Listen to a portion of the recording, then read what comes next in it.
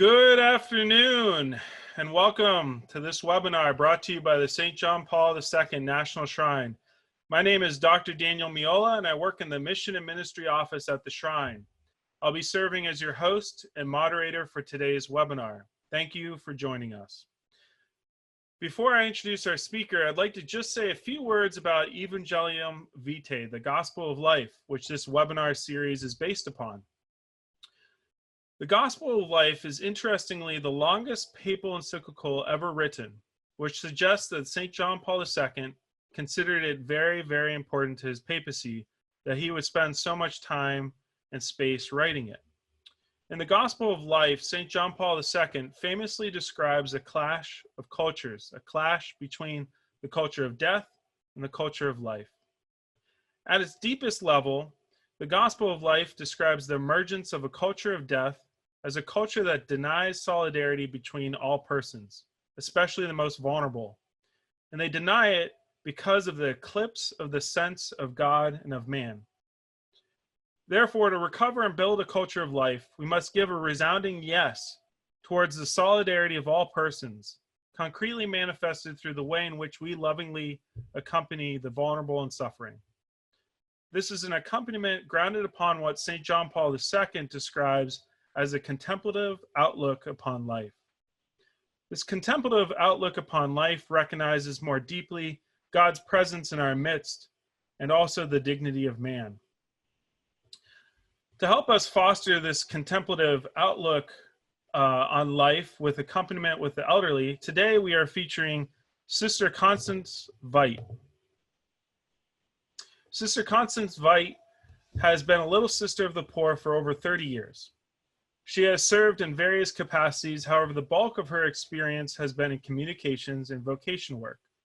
She currently serves as the Little Sisters United States Communications Director, overseeing the community's publications and web presence for their 24 U.S. homes for the elderly. Sister has a bachelor's degree in occupational therapy from Boston University and a master's degree in healthcare administration, Catholic healthcare leadership from St. Joseph's College of Maine. She also has been temporarily assigned to one of their elderly homes in Delaware, where she's helping out with a recent outbreak of COVID-19 there. Sister Constance will be speaking on the Gospel of Life and accompanying the elderly. We'll have a question and answer period at the end of this webinar, so please be sure to type your questions in the Q&A box below. We'll do our best to get through as many of them as possible. So let's get started. And we are now going to bring on Sister Constance. So Sister Constance, welcome. Thanks, Dan. So good to see you. I just want to say for the benefit of the audience that you're one of my heroes. You have been for a long time. I've known you for a while. You're a hero for many reasons, but especially for your work amongst the poor. So just thank you so much for what you're doing. Well, thank you so much. And this is quite an interesting setup because usually you and I are next door neighbors, the John Paul II Shrine being next door to our house in DC. And today we're both, neither one of us is in DC. We're both doing this remotely. So we're used to seeing each other a lot, but not usually across a computer screen.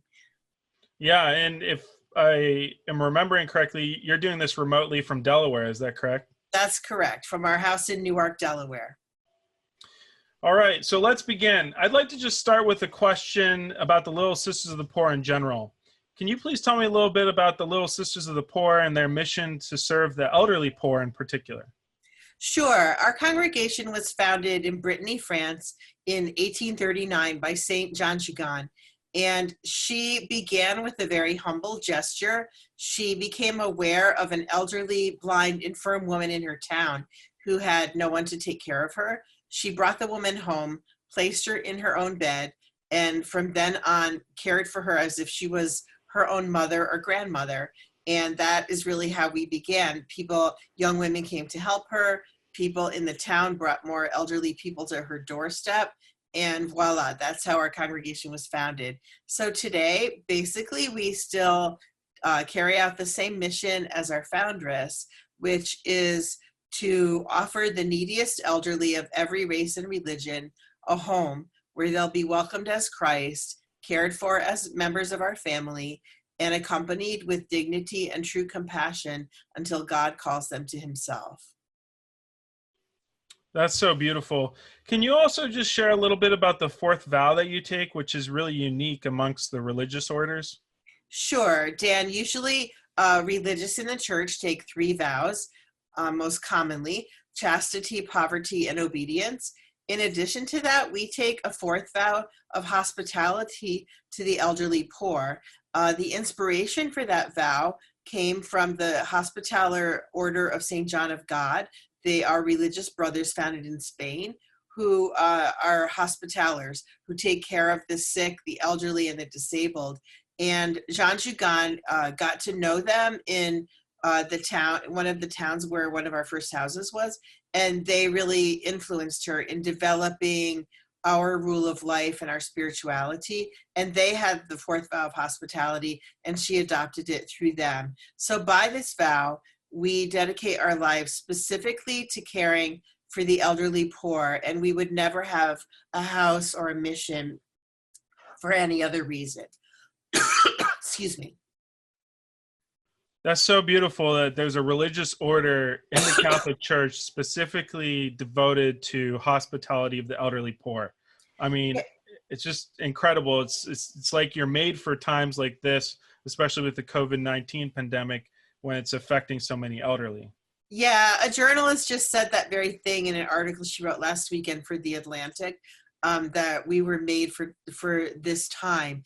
And, you know, the interesting thing is that we were also very much made for the time of our founder, Jean Jugan, because in the aftermath of the French Revolution and then in the wake of the Industrial Revolution, elderly people who were no longer useful to society were kind of cast aside. And that's the same thing we see happening today through the culture of death and through what Pope Francis calls the throwaway culture, that those who are not useful and productive are sometimes cast aside. And, you know, this pandemic has just heightened, I hope, the awareness of the general public to the vulnerabilities of the elderly and to their great needs. And you're right. Like, I feel like we've never been more needed than we are right now. These have been really some of the toughest weeks of my vocation of over 30 years in the community, but I also feel like we're more needed than ever. That's so beautiful. And we'll touch more on the COVID-19 pandemic in a moment, but I'd like to just start with a little bit about the Gospel of Life, which also informs a lot of your work. Mm-hmm. So in the Gospel of Life, Pope John Paul II stresses how we're neither the masters of life nor death. And we see this clearly in the COVID-19 pandemic. And he teaches us that we have to entrust ourselves in both of these realities of life and death to God. So what does the Gospel of Life and St. John Paul II's own witness near the end of his life as he approached death teach us about how we can better entrust ourselves to God during this time when there's such a fear of death and sickness? Yeah, so I've been thinking a lot about that because although we are very accustomed to caring for the dying, we are not accustomed to having so many elderly people die in such a short span of time. Since the pandemic began, we've had 13 deaths here at our house in Delaware, 11 of which were directly COVID related. And, you know, so I've been really trying to reflect on that and to figure out what perspective to put this in. And so I'd like to share a quote from the Gospel of Life that can help to illuminate the perspective that John Paul II took and what I've tried to take. It's from number 2 of the encyclical, which I think is significant. So in this section, he's just giving a broad introduction. He's not writing specifically about aging or dying. And yet this is what he says. Man is called to a fullness of life which far exceeds the dimension of his earthly existence, because it consists in sharing the very life of God. The loftiness of this supernatural vocation reveals the greatness and the inestimable value of human life, even in its temporal phase.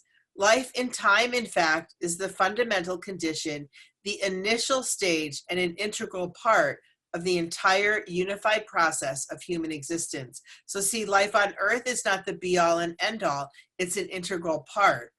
And he goes on to say, it's precisely the supernatural calling which highlights the relative character of each individual's earthly life. After all, life on earth is not an ultimate, but a penultimate reality. Even so, it remains a sacred reality entrusted to us to be preserved with a sense of responsibility and brought to perfection in love and in the gift of ourselves to God and to our brothers and sisters. And so I think that passage says so much. That was number 2 again. And the fact of life on earth being a penultimate reality has become so clear to me during this. And I hope that's a thought that could give people a certain sense of peace, especially perhaps in the face of what we might consider untimely deaths, the unexpected death of young people due to the pandemic, because, the feeling that they were robbed of life or that we are robbed of their presence, but to take the long view, to take the eternal perspective that earthly life is a very important part of the journey, but it's just a part of our journey as human beings, in human persons in relationship to God. And, each of us will pass away at the moment ordained by God when he feels that we have fulfilled our life's plan, that, his plan for us.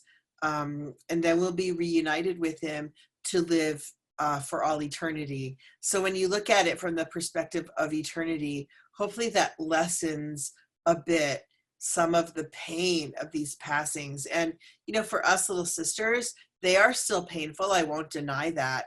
And I think there's no reason to deny that any of these deaths are painful from a human perspective. But we have that faith that these elderly residents have gone on to their eternal reward with him. That's so beautiful, sister. I love how much the resurrection is alive in your heart and how that shapes your spiritual approach. It has to be during these times, and yeah, it really has to be, because if I love, there's a line from St. Paul, if we have lived only for this life, we are the most pitiable of men. Without the resurrection, there's no meaning to any of this. But believing that there is a resurrection, that there is eternal life, that Christ really has gone on to prepare a place for us, then it's the only way you can see any sense in all of this. Yeah, that's so beautiful. And that's also part of what John Paul II calls the contemplative outlook on life that we so desperately need to build a culture of life. And these truths are real. They're being lived by you. And also, I think you help us bring alive the resurrection in our hearts and our lives, because you're helping people spiritually ascend as they're physically dying. I think that's really interesting. And I know that's a core of your mission, that you help them spiritually ascend as they're physically dying. So can you say a little bit more about that, and how you, in some of that, maybe you learned from John Paul II and his own approach to death near the end of his life? Yes. Well, it's also in St. Paul, although our earthly bodies are wasting away, we are being renewed internally. Sorry, I'm going to turn my computer printer off again. It's making its noises. Yeah, so very often we see that as the elderly become more frail, those who have had a long faith life, or who have a faith life anew, or, might have a conversion experience, whichever, that there really is this ascending toward God, even as their physical capacities are becoming more and more diminished. And that's what we, in our daily life, in our homes, that's what we hope to have them arrive at, to be able to progress on a spiritual level, so that they're able to look upon death as that passing on to glory. One time, one of the quotes from our foundress, St. John Jugan, that's been very present to me, is one time at the Mother House, there were quite a few deaths among the very young sisters in the course of a few months, due to typhoid fever. So again, it was like an epidemic type of situation. And the young sisters who remained became very downcast, very brokenhearted over this. And so one time after a funeral of one of the sisters who had passed, Janjigan said to those remaining, come along now, little ones. She always called them little ones. Come along now, little ones. One of us has passed on to glory, and our turn will come. And if you have that belief and that confidence that when, even though you might be declining physically or seeing a loved one declining physically, they're preparing for that passage to glory, and our turn will come. And I'd like to quote something else from John Paul II. This was from a talk very early in his pontificate. It was in 1980. It was the first time that he spoke specifically to a group of elderly people. So he'd only been Pope for 2 years. And he was speaking to the elderly in Munich, Germany. And he was speaking about encouraging them to accept their sufferings, but also about the prospect of death. And he says, without familiarity with God, there is in the last end no consolation in death. For that is exactly what God intends with death, that at least in this one sublime hour of our life, we allow ourselves to fall into his love without any other security than just this love of his. How could we show him our faith, our love in a more lucid manner? And it's really so moving to me when I think that he uttered those words in 1980 when he was still in his full strength and so active. And then if you fast forward to 2005, some of his last words were, let me go to the house of the Father. So he clearly saw his own death as a passage into the Father's embrace, not as something to be feared. And I just, I did a project once where I read as many accounts as I could of his last years alongside of his writings, and I could match up together and really show how, as his physical strength decreased, he became more and more spiritual in the way he talked about death and eternal life. It was really beautiful. And I think it's because he was living that in his own life. Yeah, such a witness. So beautiful.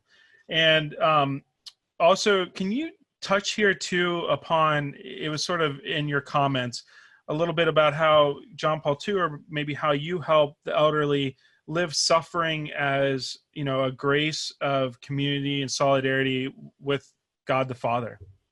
Sure. First of all, when the residents are suffering, sometimes they do start to become discouraged, or they wonder maybe. So I don't think they wonder so much why they're suffering, but sometimes they wonder why God is still leaving them on earth. They feel like those whom they love have passed on, and, why has he left me behind? And we try to encourage them to think in these terms, that God still has a mission for you to accomplish. And for many of them, it could be praying for their families. So many family members nowadays are away from God. They might have grandchildren and great-grandchildren involved in drugs, cohabitating, so many different scenarios where they really need prayers. And so we really encourage them to pray and to offer their sufferings for their loved ones, for their needs. And so that helps to give meaning to their lives. And when they have something to offer their sufferings for, there can be other reasons as well. Like for many of our elderly, they've been praying these last few years for our Supreme Court case. We encourage them to pray and offer their sufferings for vocations. So I think that idea of offering one's suffering, the redemptive value of suffering, has been eclipsed and lost in contemporary culture. But that was very central to him. And so I would encourage anyone who wants to study Evangelium Vitae and suffering and the elderly to also study Salve Vici Dolores, his apostolic letter on the Christian meaning of human suffering, because to me, the two go hand in hand. Yeah, and I'm wondering if you have any stories, maybe even recently, of how you've seen this live down your residents, maybe even residents with COVID-19, because I'd like to now talk a little bit about the experience you're seeing firsthand at that home in Delaware and elsewhere. Sure. I don't have any precise stories about the residents who have suffered from COVID-19, because when I arrived, many of the deaths that we've had already occurred, and we've also been somewhat a little bit removed from spending the amount of time with them that we normally would because of the isolation precautions. But I do know, I've had the opportunity to talk to a couple of the residents who have recovered from COVID. And I know that during their illness, they were really praying their hearts out, without knowing what was going on around them necessarily, because they were all in their rooms with their door closed. But they've told me that they were praying for their families. They were praying for everyone else who was sick. There's one woman here who told me sometimes she didn't get to bed till 2 a.m. because she wanted to finish her prayers. And like, she had all day to pray, but that just tells you how many prayers she must have been offering up, and she didn't know if she was going to make it, but she was very focused on praying for others during that period. And then the other story that's really touched me is actually one of the residents who didn't contract the virus, she has a lot of health issues herself, and she's also losing her hearing and her sight. And she's one of the residents who's had to stay in isolation, although she wasn't actually sick. So just a couple of days ago, I was talking to her, and she said, we don't even know what's going on right outside our rooms. We don't even know who's alive or dead. I really want to know what's going on. And so I made a list for her of the residents who had passed away. I had hesitated to tell them on a daily basis, so-and-so died, so-and-so died, because I felt like if they really wanted to know and were ready, they would ask me. But for those who didn't say anything, I didn't bring it up. Well, she really wanted to know, and she took the list and she held it and she scanned it, but then she went back person by person and talked about each person, what they had meant to her, if she knew that they were suffering themselves. There were a couple of women who had dementia, and she knew that they really weren't that aware of what was going on. But then there was one woman who had just recently lost her husband and kind of given up the will to live because she wanted to go to be with him. So she says, oh, that's good. She wanted to be with her husband. And then there were others that, she mentioned a little something about each person. And so I knew that they really meant something to her, and she had been praying for, now she knew who she had been praying for, that kind of thing. So there really is that sense of community as well as offering one's sufferings for others. Yeah, that story just really touches my heart. Just that grace of community in the midst of a lot of sickness and suffering, and Yeah, and I also felt bad, like realizing that the bulk of our attention was being directed toward those who are sick, and rightly so. And yet these other residents who are, quote unquote, the healthy ones in this situation, they're out there and they really need our presence and our support as well. There's the sick who need so much care, but then those who are healthy, although they're still frail, they're still nursing home residents. So they really need support and solidarity too. Yeah, and can you just maybe go a little bit deeper into the challenges facing the elderly in the midst of this COVID-19 pandemic, but also even the challenges that predated it that maybe were exasperated, just for our audience to know a little bit more about the suffering that they're facing? Sure. The elderly population in our country is rapidly aging, and there is really, there's already been a shortage that could be called critical of qualified caregivers specifically trained in gerontology or geriatrics. And that's only heightened in this situation. So, people who really understand the the multimorbidities, we talk about comorbidities, meaning if you have more than one medical condition. With the elderly, it's very common. They have multimorbidities. They have a lot of things going on medically. And that takes a special training and a special understanding to really be able to serve them. So they're already a disadvantaged population. We've been told over and over again how they're very vulnerable to the COVID-19 virus. And, it's striking me now that some places are talking about opening up, but they're saying, if you're elderly or have pre-existing conditions, you need to keep isolating yourself. So, in effect, the elderly risk just becoming perpetually isolated from society in the situation. And that's really tough for them. They really suffer from isolation. And it's actually been proven in recent studies that isolation and loneliness are as detrimental to your health as smoking a couple packs of cigarettes a day or as obesity. So loneliness is not just an emotion, it's very bad for your health. And, so I would just encourage people out there to think about the elders in their own family, in their neighborhood, in their social milieu, and to make a concerted effort to reach out to them on a regular basis. Because for them, this isolation, this enforced isolation, I think is going to go on for quite a long time. And it's really very difficult for them. And I think there are many things people could be doing, from making a daily phone call to your elderly relatives, to trying to set up, face-to-face video chats if they have the capability, stopping by and visiting through a window, offering to do shopping for people. It's not complicated things. It's some very simple things that can be done to just let them know of our concern and our solidarity with them. Yeah, thank you, sister. Those are beautiful tips. And I think it's just so important for all of us to remember the elderly also in our prayers as well. Do you have any special prayers that you maybe do or want to encourage our audience to pray for them?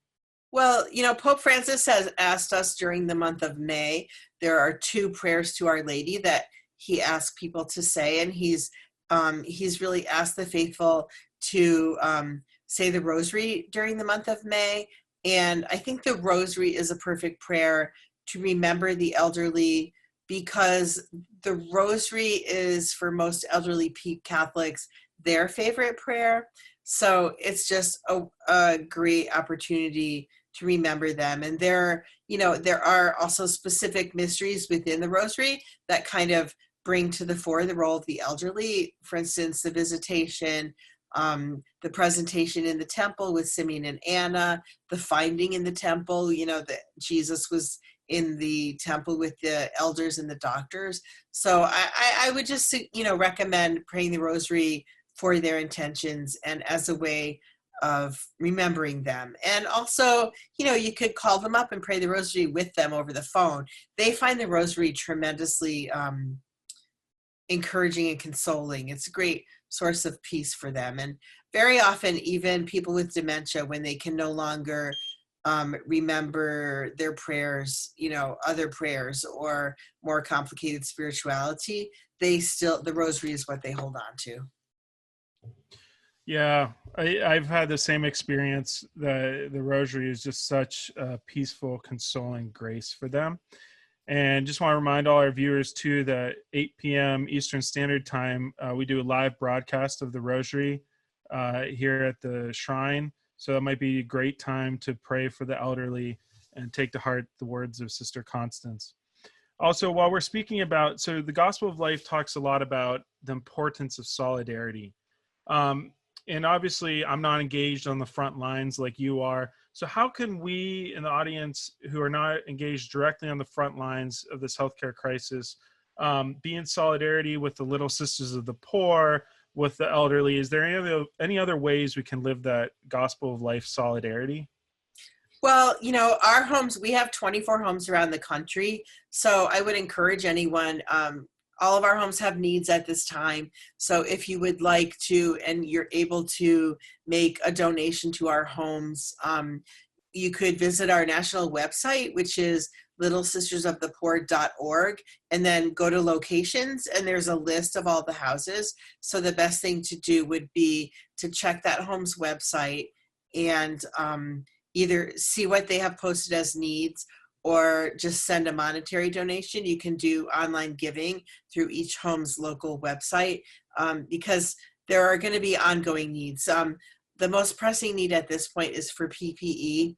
A lot of people in the community don't really have access to that, but if anybody does through, if you're a medical professional or healthcare professional or whatever, and you have access to, it seems to be especially gowns that we run out of because we go through so many of them, because you have to change every time you go in and out of a room. So that seems to be everywhere pretty much in short supply, but otherwise just to make financial donations. And I have to add, the Knights of Columbus have been wonderful to us, and from the national office and also on some local councils have been very generous to us in helping to provide for some of these needs. So thank you to all the Knights. I know some of you are watching the podcast, so. Thank you, sister. Yeah, please support the Little Sisters of the Poor and the good work that they do. We're going to transition now to the live Q&A. So if you have any questions, please make sure to use the Q&A button below, and we'll try to get to as many as possible in this time. Also, before we do that, I don't think you mentioned this initiative, sister, but you're also trying to get 1 million rosaries. Is that right? That is right. Shortly after the pandemic began, our Mother General in France, who's Spanish, she had the inspiration one day to start a rosary project. She was inspired by the words of Our Lady to Sister Lucia during the Carnation Revolution in Portugal of 1974, when she said to Sister Lucia, if 1 million families prayed 1 million rosaries, the revolution would end. And so she asked us to launch this 1 million families, 1 million rosaries initiative to try to get people signed up to say the rosary every day for an end to the pandemic. So anybody in the United States, you're welcome to go to our national website, littlesistersofthepoor.org, and there is a window that comes up before you actually get to the homepage, which invites you to sign up for this. So I know at this point there are over 12,000 people in the United States who have signed up. You don't have to sign up every rosary you say, just once, that you'll say it every day for the end of the pandemic. And I think there's I think it might be over 40,000 worldwide now. On our sisters' Facebook page, our sisters from the Mother House, which is Petite Sœurs des Pauvres, it's the French for our name, their Facebook page, you can see the running total for all over the world. I know there was some priest, I guess, of a movement in India who signed up, got 33,000 people signed up. So we have a lot more well, maybe we don't. I'm assuming we have more Catholics in the United States than India. So, 12,000 is great, but let's see if we can get it even higher, just to pray the rosary every day for an end to the pandemic. All right, let's do it, audience. Help us to get to that 1 million. Okay, here we go with the first question. How challenging is it, not only for you, but for all healthcare workers, to put the needs of others before your own safety? Well, I think it is challenging to a certain degree, but I think that for healthcare, those who are trained in healthcare and have given their life as health professionals or paraprofessionals, they're prepared for this. First of all, I think they have loving and generous hearts to begin with, to have chosen that type of profession. And I'm including everyone, even if it's housekeepers, cooks, nursing assistants, as well as nurses, physicians. And so I think they wouldn't go into these kinds of professions if they didn't have a loving heart to begin with, because they're certainly not the highest paid. And then, for those of us in religious life, the small daily sacrifices we make throughout our religious life, it's like athletic training for the big tests that we're now undergoing. So I really believe that through our daily lives of fidelity and sacrifice through the years, that prepares us for the huge challenges that only come up maybe once or twice in a lifetime. And yes, we have our days or our moments when we might be fatigued and, tempted to become discouraged. But I think we just, we seek the presence of God in our hearts, or we find him in our favorite devotions or prayers in those moments, or, we turn to the rosary and turn to Our Lady, and then we're given the grace for the moment that we need at that moment. So I would encourage anybody else, to do that as well. We kind of have to live day by day and moment by moment now, but if we keep going back to our Lord and asking him and going to Our Lady, they'll give us the graces we need in each moment. Okay, the next question comes from Harley. Harley asks, given that we have just experienced Divine Mercy Sunday, I'd be interested in hearing anything you have to say on your experience with Divine Mercy in your work. Thank you very much for what you do in the life of ministry to life that you have accepted. Okay, I'll respond to that on two levels. First, strictly speaking, the Divine Mercy devotion.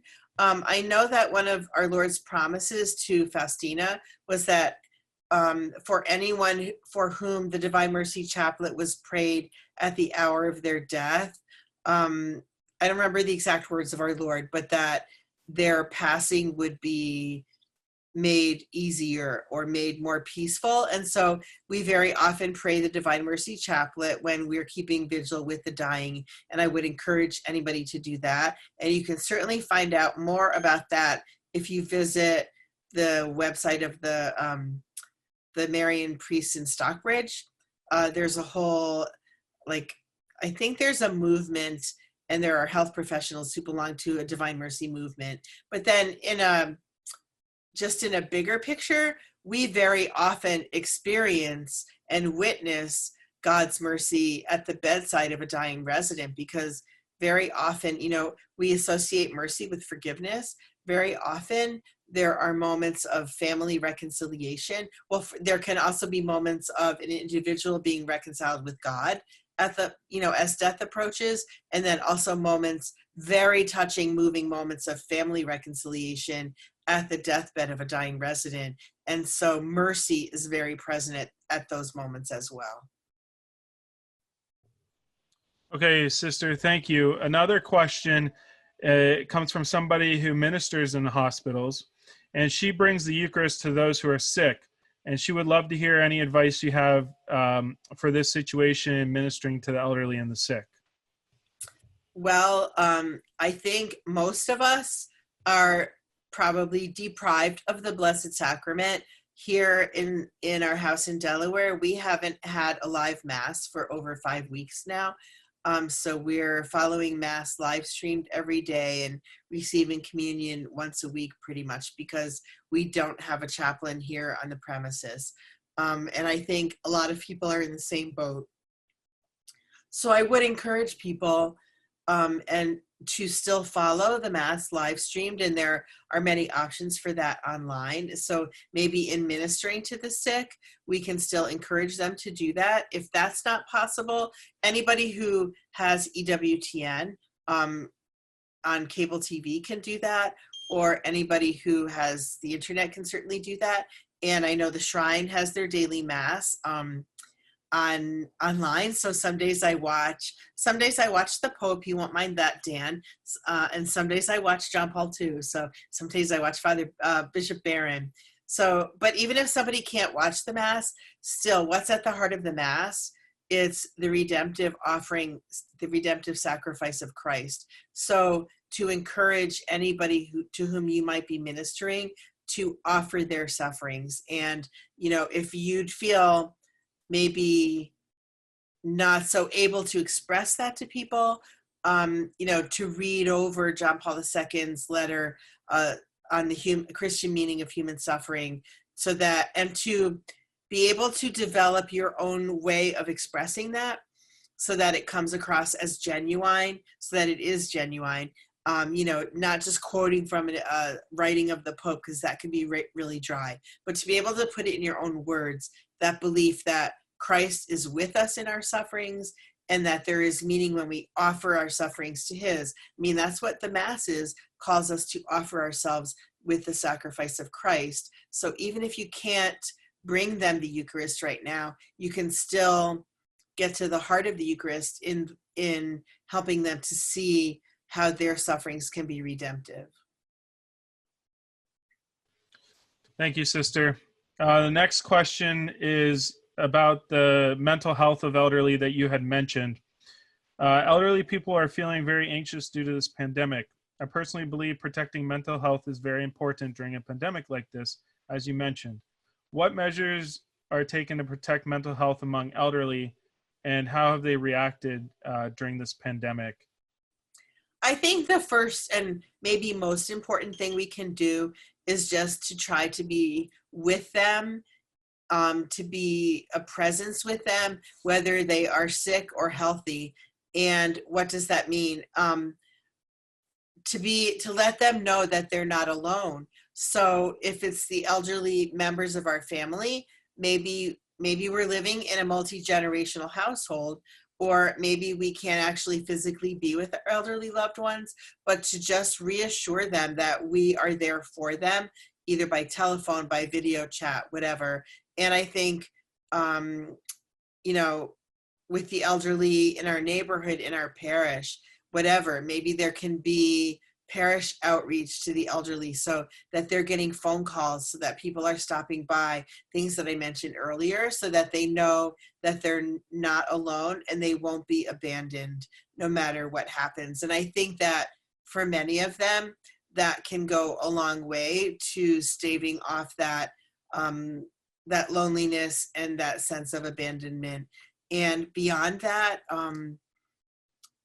if you get the sense that somebody really is, really sinking down into more of a clinical depression or dealing with anxiety that, they really can't cope with, to encourage them to reach out to their healthcare provider about that. Or if you are if you're a close family member, to encourage them or to facilitate that happening, to contact a caregiver, a professional, to be able to say, hey, my mother or my grandmother is so anxious in this situation. What can we do to help her? Can we prescribe anything? Medicine is not always the best remedy, psychotropic drugs, especially for the elderly, because they can bring unwanted side effects. But we're in a very limited situation where we maybe can't go to be at the side of those we love. So we might have to rely a little bit more on, maybe antidepressants or anti-anxiety medications more than we might want to. But then also, we could take the time to pray with them and encourage them to pray and confide themselves to our Lord. Maybe even like soothing music, or there are, soothing videos. Sometimes it's just even to take the opportunity to laugh. There are some pretty funny things going on online these days. People doing their TV shows with their kids, running in and out of the, doing like Jimmy Fallon does the Tonight Show from home with his little kids running around, and just to have a good laugh can also release some of the stress and tension and anxiety of the situation. So I hope those are some helpful suggestions. There are also some special things online for seniors. If anybody, not all seniors have access to online resources, but for those who do, I've noticed there's an initiative going on called Seniorly. So it's senior and then LY, and they do a daily kind of like talent show online on their YouTube channel. So I think if you just typed in on YouTube, Seniorly, they come up, where they invite professional and semi-professional entertainers to come on and entertain, specifically geared towards seniors. So to help somebody tune into that, I think the challenge is that probably a lot of your older seniors, like not your newly retired people, but people up there in their 80s and 90s, probably don't have online capabilities through their TVs or whatever. So that's a little bit of a challenge at this point. But, and where there's a will, there's a way. Some challenges like that can be overcome. Wonderful. Thank you for all those suggestions for how to make the elderly feel less lonely. And we've been getting a lot of questions by people about that, about how the elderly really want to be part of society, but they feel like the lockdown, like you had said, exasperates that, where they have to stay at home where others don't. So they're feeling a little bit not just left out, but even sometimes patronized. Is there anything else you want to say to that situation? Well, yeah, I think that there are also things we can do to help them feel a sense of mission at this time. I saw somewhere else online where grandparents were being encouraged to give classes to like their grandchildren or other children. So maybe you could draw out some of the talents or skills or experience of seniors in your families or neighborhoods and have them, again, they have to be able to get online to do this, or I suppose they could do it over the phone if you couldn't, if they don't have online capabilities, you know, where they could maybe give a class to some kids about something that they're really expert in, whether it be cooking or sewing or, you know, for men, you know, I don't know, mechanics or carpentry or history. Like maybe there are retired teachers and professors out there, even accountants, people who could help kids with their math homework.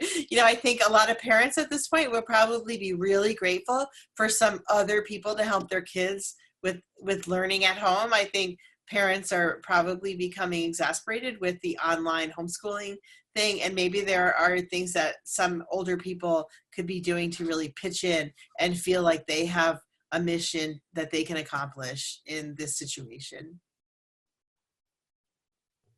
Thank you for those suggestions and words. Two more questions, then we'll wrap it up. This one comes from a priest from Italy, Father Givine. He says, "Thank you for sharing. How can we understand the gospel of life in our lives in this critical situation for COVID-19, just about for day-to-day life and getting by?